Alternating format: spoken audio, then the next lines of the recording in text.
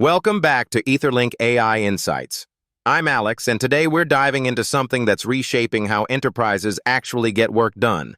We're talking about AI agents and workflow automation, with a specific focus on what's happening in Helsinki and across the Nordic region. Sam, this is one of those topics where the numbers are genuinely staggering. They really are, Alex. We're looking at a projected 400% growth rate in agentic AI workflows by 2026, jumping from 3% of enterprise automation projects to 15%. But here's what fascinates me. Most organizations still haven't figured out how to actually deploy these systems at scale. There's this huge gap between pilots and production. Right. McKinsey data shows 62% of enterprises are running generative AI pilots, but only 8% have actually scaled AI agents across their workflows. So we're talking about a massive frontier where competitive advantage is just sitting there, waiting to be claimed. Before we go deeper, let's define what we actually mean by an AI agent. Good call. An AI agent isn't just a chatbot or a script that follows predetermined rules.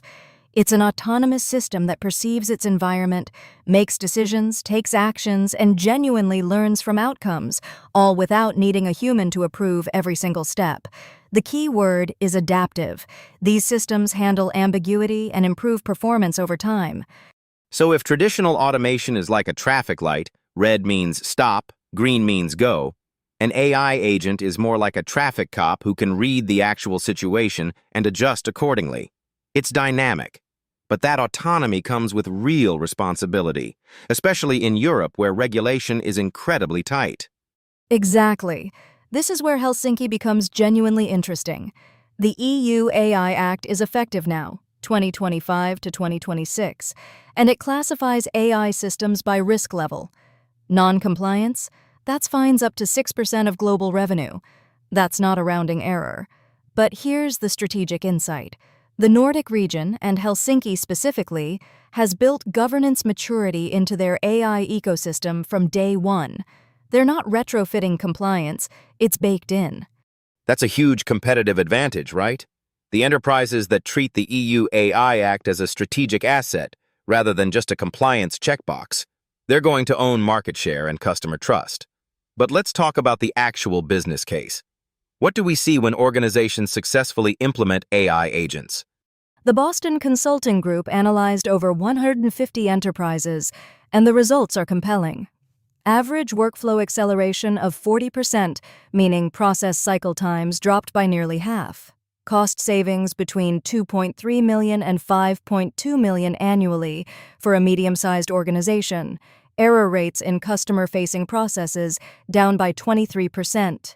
And here's the human element. Knowledge workers are freeing up 15 hours per week for strategic work instead of drowning in repetitive tasks. Those are the kinds of numbers that get executive attention. 40% faster processes, millions in savings, and your best people actually able to think strategically? That's transformational. But I want to push back a little here. Are these benefits universal across industries? Or are there specific sectors where AI agents create the most immediate value? That's a smart question. High-value use cases tend to cluster around workflow orchestration across multiple systems. Think CRM, ERP, marketing automation, HR systems, all connected. Customer service and support operations see massive gains because agents can handle context-aware decision-making at scale. Supply chain and compliance workflows are huge too, especially in regulated industries where you need auditability baked in. The common thread? Processes that are high-volume, complex, and require real-time integration across departments. So it's not just about automating simple tasks. It's about orchestrating complexity. That's fundamentally different from traditional RPA or rule-based automation. Now, you mentioned governance and compliance. Let's dig into that Helsinki advantage a bit more. What does an enterprise-grade AI governance framework actually look like? It starts with policy. You need clear policies that define what your AI systems can and can't do, who oversees them, and what transparency mechanisms exist. Then you layer in risk assessment, classifying your AI applications by EU AI Act risk levels. High-risk systems need audit trails, human oversight mechanisms, and robust testing before deployment. Documentation is critical. The EU Act requires you to prove your systems are compliant. Third piece is ongoing monitoring. Your agents are learning and adapting in production, so you need mechanisms to catch drift or unintended behavior before it becomes a business problem. That's actually reassuring in a way.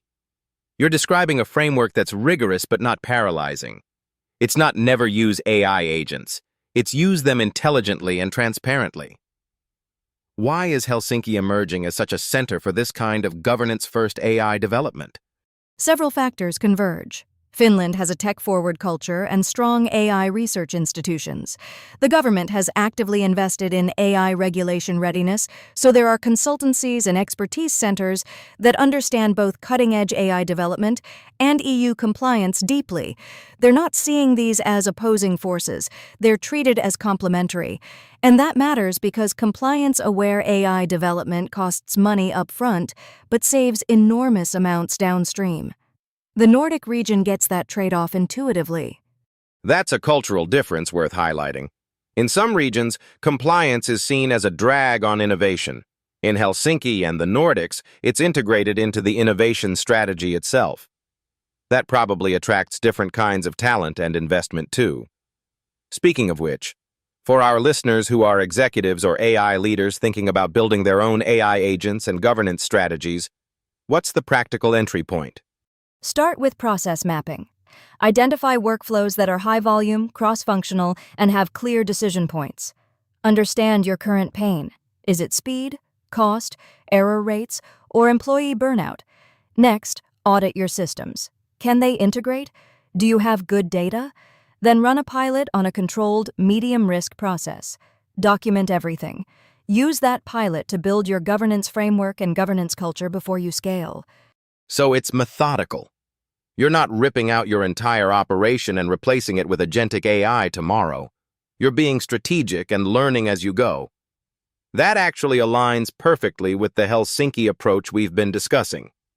For leaders who want to go deeper on this, whether it's building AI agents, understanding EU compliance in detail, or developing a full governance strategy, there's an interesting opportunity called AetherTravel that's worth exploring. Right. It's positioned as a 7-day AI vision quest for executives and AI leaders. The idea is immersive learning in Finland's AI ecosystem, hands-on work with building agents, developing governance strategies, and understanding how the Nordic region is approaching this transformation. If you're serious about moving beyond pilots to actual scaled deployment, that kind of structured learning environment can accelerate the journey. And I think that speaks to something bigger happening right now. We're at an inflection point.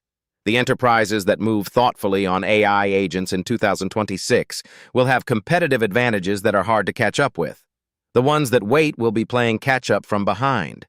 That's not hype. That's what the data is showing us. Completely agree.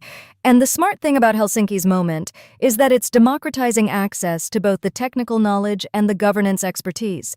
You don't need to be a massive Silicon Valley company to figure this out. Mid-market enterprises in Europe can move now, move thoughtfully, and move with confidence. For our listeners wanting to explore all of this in more depth, the detailed business cases, the governance frameworks, and more about what's happening in Helsinki, head over to etherlink.ai and find the full article on AI agents and workflow automation for enterprise transformation. Sam, thanks for taking this on with me today. Always great, Alex. Thanks everyone for listening to EtherLink AI Insights. We'll be back next time with more on how AI is reshaping how organizations actually work.